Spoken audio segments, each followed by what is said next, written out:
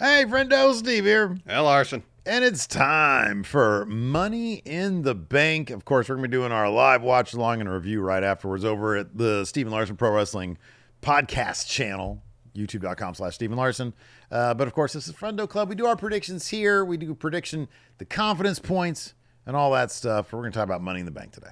We are. And Worlds Collide. We're going to do predictions for both those today. And Worlds Collide. But let's start with Money in the Bank. We'll treat them as separate shows. Okay. So 4 confidence points max on Money in the Bank. There's only 4 matches announced so far. 5 confidence points max on Worlds Collide. Money in the Bank. Let's start off with the men's Money in the Bank ladder match. You got Solo Sikoa, LA Knight, Penta, Seth Rollins, Andrade, and El Grande Americano. Steve, who do you got? First up, this is a really tough pay-per-view to predict. I don't know if this is going to be in my hands, Larson. I mean, by the time this is all said and done. Oh, all right. So, men's Money in the Bank. I've got LA Knight finally on try number 3 winning Money in the Bank, and I've got 1 confidence point on it. You almost said 4 there. That's the thing. I know this show, you could have 4 on a match just as easy. You can have 1, it feels like. It is, totally. Yeah. You're going with LA Knight, huh? Yeah. Am I going to go with LA Knight? Nah. For me, it's really a decision of, do I go with the obvious, who seems to be the obvious winner, the safe, kind of boring choice in Seth Rollins. A coward's pick, yes. Essentially, which the path is there for him to win, but also there could be some roadblocks put in his way as he's scaling that ladder, getting that briefcase. CM Punk can get involved. Sami Zayn can get involved. Yeah. You know, it could be a wild overbooked finish that I could see Seth taken completely out of the match, or it could lead him to winning. Either way.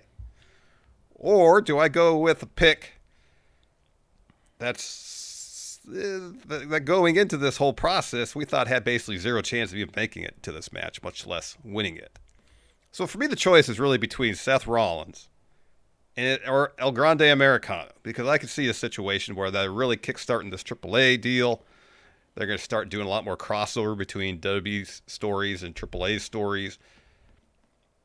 And if I had a sure grasp of what WWE's plans were for AAA in terms of working AAA talent into their programming or what they have planned for AAA TV, don't know any of those things. But I could see a situation where El Grande Americano wins that briefcase, cashes in on Vikingo sometime this summer to win the Mega Championship, and then Vikingo's the one that unmasks El Grande Americano in the process of winning back that title. So for the sake of this show, these are non-official, these are unofficial picks, entertainment purposes only. I'm going to say El Grande Americano wins. The more I think about it, the more sense it makes that it could happen. This is the one lesson that I really learned now that I am predictions champion. Never predict anything based off your awesome fantasy booking. I can have an idea. I can have an idea. Wait, let me finish. Let the predictions champion finish. I can have a killer idea. I'm like, oh, this would be great. I can see it happening. I'm going to put, no. It's the boring, safe pick every. Here's the thing, though, Steve. I'm not even like a fan of this idea. I am. I think it's great. That's why it's all not right. I just thought after him winning, it popped in my head. Oh, I can see that happening. It's a great idea. It's too good of an idea. All right, next. For the Women's Intercontinental Championship, Lyra Valkyria defends against Becky Lynch. Of course, if Becky loses, she can never challenge for the title as long as Lyra's champion. But if Lyra loses, she has to raise Becky's hand and acknowledge that Becky is the better wrestler. I was expecting Becky to win the first match. That didn't happen. So I'm kind of, 1 confidence point. It's the men's Money in the Bank ladder match. And so I kind of expect Becky to win this one. She'll probably cheat to win. She'll definitely cheat if she wins. And therefore, that the sting of having to raise Becky's hand for Lyra's to be all the more potent because she knows that she got cheated out of beating her. And thus, the cheat win from Becky motivate a third match in the series where Lyra will win, get the title back. So I got Becky Lynch winning this, 2 confidence points. I've got Becky Lynch winning this. Copy-paste everything you just said because of that stipulation. Lyra having to be forced to raise her hand, et cetera, et cetera. I've got Becky Lynch winning this and the Intercontinental Championship with 3 confidence points. All right, let's talk the women's Money in the Bank ladder match. Got Alexa Bliss, Roxanne Perez, Rhea Ripley, Julia, Naomi, and Stephanie Vaquer. Steve, who do you got? I'm going to say this, man. There's a lot. Everybody in this match has a really good shot. In fact, yeah, I was trying to figure out the points here. I have 2 confidence points on this match because I feel like Rhea Ripley will not win this match. Proceed with caution. It's Naomi. This one is one of those that makes all the sense in the world. It's not the boring pick. That would actually be Rhea. And I could see Rhea pulling this off and them expecting and getting a huge pop. It's got to be Naomi. She's the bad guy. And they haven't really explored the idea for Rhea Ripley being, because, you know, there is that thing where, hey, mommy used to be on top. Now I'm not. Now I got to get Money in the Bank. I feel like this is a little like CM Punk at last year's Elimination Chamber. I'm sorry, this year's Elimination Chamber and Royal Rumble. She talks about it. She has opportunities. She doesn't get them. And that, you know, drives her even further into desperate measures. Naomi, on the other hand, I could see her cashing in on Tiffany Stratton being champion. I could see that shit happening. And then you take the big 3 triple threat going into SummerSlam. I think that's how you do that. So I got Naomi with 2 confidence. What'd I say? 2 confidence points. You said 2 confidence points. You had 3 on Becky. I got Naomi as well because I think from the storyline, from the perspective of the stories laid out in front of us, Naomi makes the most sense. Mm-hmm. So I actually have 4 on Naomi. Wow. 4 on Naomi. She's winning this. Okay. All right. Here's one thing. This is why I might, in the end, switch my picks for the men's and the women's and the confidence points, the 2 and the 1. Simply because I would not be surprised if any of these people won. However, in the men's situation, I would be surprised if 1, 2, 3, 4 people won. I'd be shocked. So at that point, it's kind of a 50-50 in my eyes between LA Knight and Seth Rollins.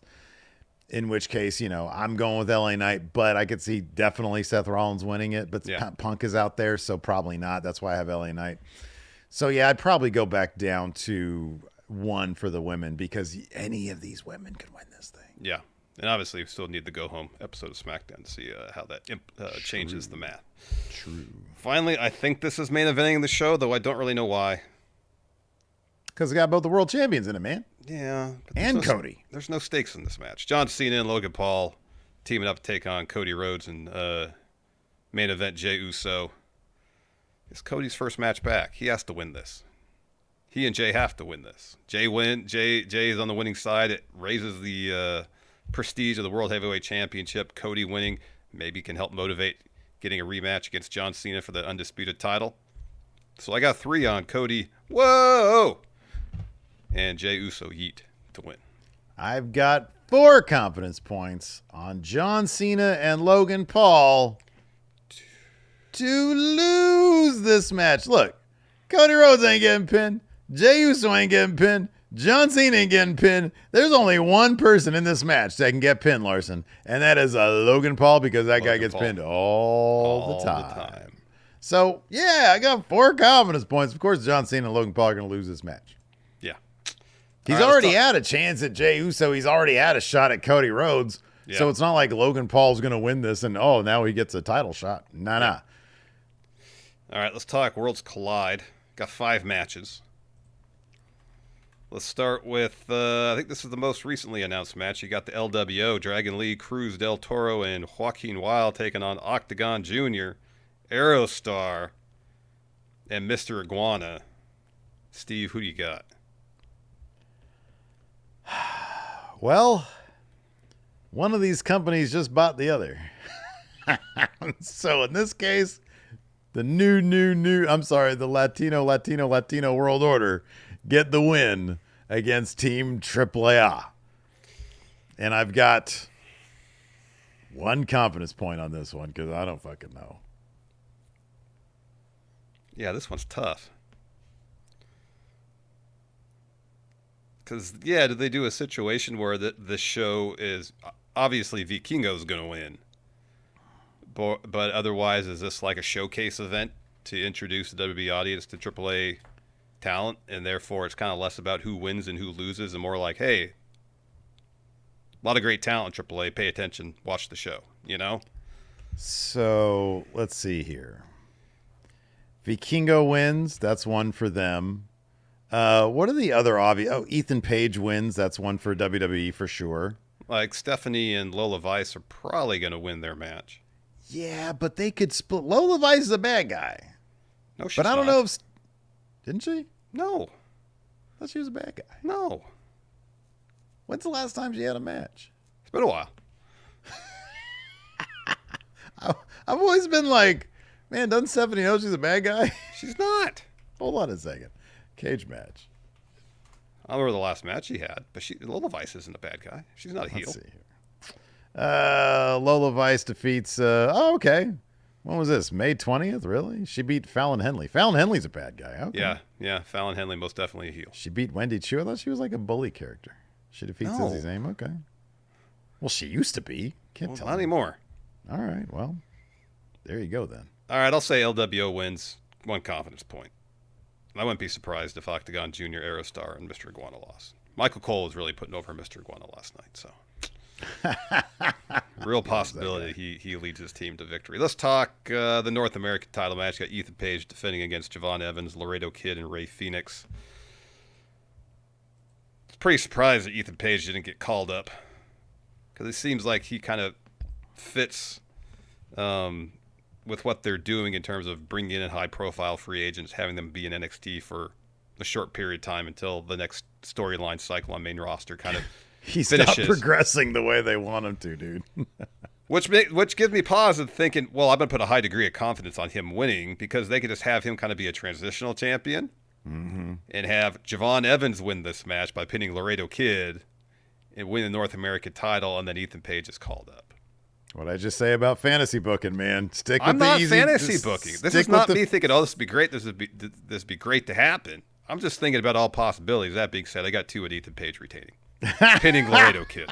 Yeah, me too. Okay, so wait, what my confidence points here? I got one on this one. God, I don't know. I got 4 on this one. 5 on this one, 4 on this one. Yeah, I got 4 on this one with Ethan Page. All right.